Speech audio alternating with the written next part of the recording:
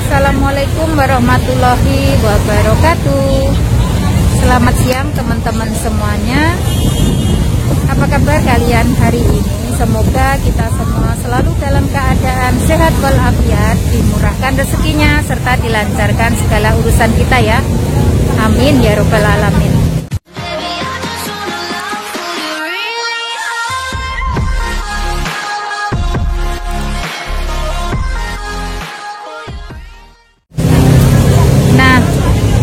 Di video kali ini saya mau sharing tentang pengalaman saya pribadi tentang seorang TKW yang sukses ya, khususnya yang bekerja di Singapura. Oke, simak videonya dan jangan di-skip ya teman-teman. Tips untuk menjadi seorang TKW yang sukses itu adalah yang pertama, satu adalah kita harus kuat mental. Kuat mental di sini dalam artian kita kalau sudah sampai di rumahnya majikan ya teman-teman, kita mendapatkan problem atau mendapatkan masalah, sedikit masalah saja, itu biasanya kita itu langsung ngambek ya, kita langsung marah kayak gitu. Jadi buat temen saya itu kalau dikasih tahu sama majikan itu jangan ngambek, jangan kecil hati, jangan marah ya. Itu didengarkan, ditelusuri apakah majikan saya salah atau saya yang salah. Nah, kenapa saya diomelin sama majikan saya. Jadi jangan langsung kita itu langsung ngambek ya. Oke. Nah, tips yang kedua adalah selalu berpikiran positif.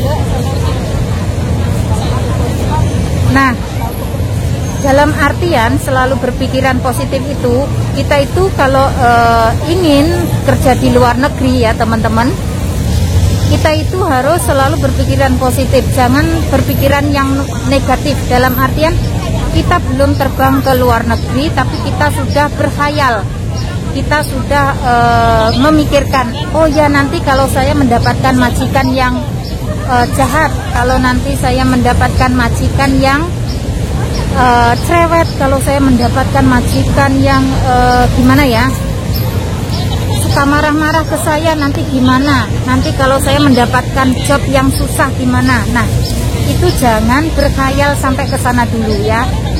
Yang namanya perjuangan, yang namanya kesuksesan itu butuh perjuangan ya teman-teman. Jadi harus melangkah dulu ya, jangan takut sama bayang-bayang. Oke. Tips yang ketiga adalah harus benar-benar niat 100% dari hati, jangan separuh-separuh. Oke. Kalau kalian memang benar-benar ingin menjadi seorang TKW yang sukses, itu jangan jangan sampai tergiur dengan iming-iming dari tetangga kalian. Wah, tetangga saya jadi TKW sukses, saya pun ingin jadi TKW yang sukses. Tapi kalian nggak punya tekad, kalian nggak punya niat kalian itu cuma separuh-separuh, atau bahkan kalian hanya gengsi atau cuma pengen kerja ke luar negeri, pengen cari kayak ibaratkan inilah cari gengsi saja, pengen cari gaya saja. Itu jangan. Yang namanya kerja ke luar negeri itu nggak mudah ya. Kita kerja di luar negeri itu jauh dari orang tua, jauh dari saudara, jauh dari siapapun. Kita di sini hidup sendirian ya teman-teman. Jadi di sini kalian nggak boleh main-main. Kalau kalian sudah sampai ke luar negeri, kalian harus benar-benar mantep ya, harus benar-benar yakin kalau kalian itu memang ingin kerja ke luar negeri. Karena kalau sudah sampai di luar negeri, kalian nggak bisa seenaknya minta pulang ke Indonesia kalau belum finish kontrak ya. Kadang ada majikan yang nggak ngasih kalian pulang ke Indonesia secara langsung, tapi ada juga majikan yang ngasih pulang ke Indonesia karena mungkin majikan merasa sakit hati ataupun marah, kayak gitu ada ya. Tapi usahakan sebelum finish kontrak itu, usahakan bertahan di Singapura ya, karena sayang ya, yang namanya kita potongan gaji 7 bulan, potongan gaji 6 bulan. Nah, itu semua adalah pakai duit ya teman-teman. Kalau sampai kita nggak finish kontrak, kita harus membayar ganti rugi sama PT, oke? Nah, jadi buat teman-teman saya yang masih ada di Indonesia, kalau pengen jadi seorang TKW yang sukses, kalian harus benar-benar mempunyai jiwa yang jiwa yang kesatria, yang mempunyai mental baja ya. Harus benar-benar punya rasa niat, nekat ya, mantep pokoknya ya, seperti itu ya. Oke teman-teman. Dan berikutnya ya, kalau kalian ingin menjadi orang yang sukses, itu kalian harus berani melewati pahit getirnya perjalanan selama menjadi seorang TKW. Karena menjadi seorang TKW itu nggak mudah teman-teman. Sebenarnya menjadi seorang TKW itu, kita di sini itu yang pertama kita itu memang dites mental kita ya, sampai di mana tes mental kita itu kuatnya itu di mana, kayak gitu. Jadi saya sendiri dulu itu, saya waktu ikut di majikan yang pertama itu, saya pun juga di situ saya juga dites mental teman-teman. Saya setiap hari itu dikomplain, setiap hari saya itu kena marah kayak gitu ya.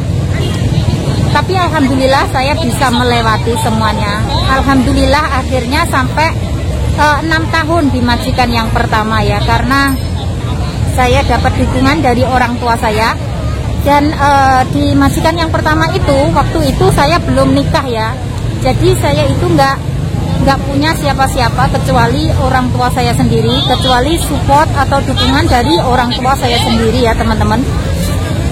Tapi alhamdulillah, walaupun majikan saya itu suka komplain, suka cerewet kayak gitu ya, saya bisa melewatinya dalam waktu 6 tahun ya. Akhirnya saya pulang ke Indonesia dan saya nikah ya.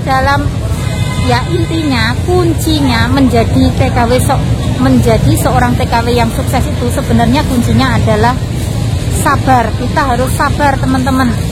Kalau kita nggak sabar, kita nggak akan dapat duit ya. Kita nggak dapat duit, kita nggak dapat gaji, dan kita akan teruntang-anting. Kita pasti akan minta selalu pindah-pindah majikan. Nah, apakah selama pindah majikan itu nggak dipotong gaji? Tentu dipotong gaji ya teman-teman. Selama kita pindah majikan, kita dipotong gaji sama agensi ya. Ada yang dipotong 1 bulan, ada yang dipotong 2 bulan, tergantung agensi masing-masing ya. Nah, karena di Singapura itu semuanya nggak ada yang free. Di Singapura nggak ada yang free teman-teman. Jadi buat teman-teman semuanya yang masih berada proses di Indonesia, yang ingin menjadi seorang TKW yang sukses, harus benar-benar berjiwa yang berjiwa yang benar-benar mempunyai tekad yang bulat kayak gitu pokoknya ya. Jangan mempunyai niat tapi separuh-separuh, percuma. Kalau cuma niatnya separuh-separuh itu percuma teman-teman. Ya, saya sendiri juga pernah pindah majikan dikarenakan apa? Karena kan majikan saya itu suka marah-marah. Nah, majikan saya yang suka marah-marah. Baru sedikit masalah marah, baru sedikit masalah marah, baru sedikit masalah marah. Jadinya saya nggak betah. Saya di situ cuma bertahan sebenarnya dalam waktu 1 minggu saya itu sudah minta pindah, tapi saya dipertahankan sampai 4 bulan teman-teman. Tapi selepas 4 bulan saya langsung telepon ke agensi.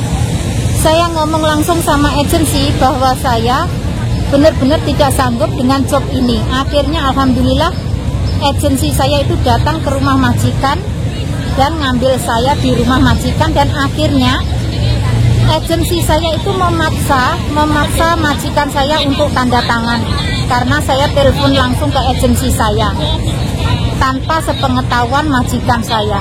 Alhamdulillah agensi saya baik. Waktu itu agensi saya berada di Jurong ya, saya masih ingat. itu mungkin 4 tahun yang lalu. 4 tahun yang lalu itu majikan agensi saya langsung terjun sendiri ke rumah majikan dan mengambil saya. Alhamdulillah sekali, karena saya benar-benar nggak sanggup, saya benar-benar nggak kuat kerja di situ, kayak gitu teman-teman. Oke, jadi buat teman-teman saya semuanya yang ingin bekerja ke luar negeri, khususnya berada di Singapura, kalau kalian benar-benar ingin menjadi seorang TKW yang sukses, ya harus sabar.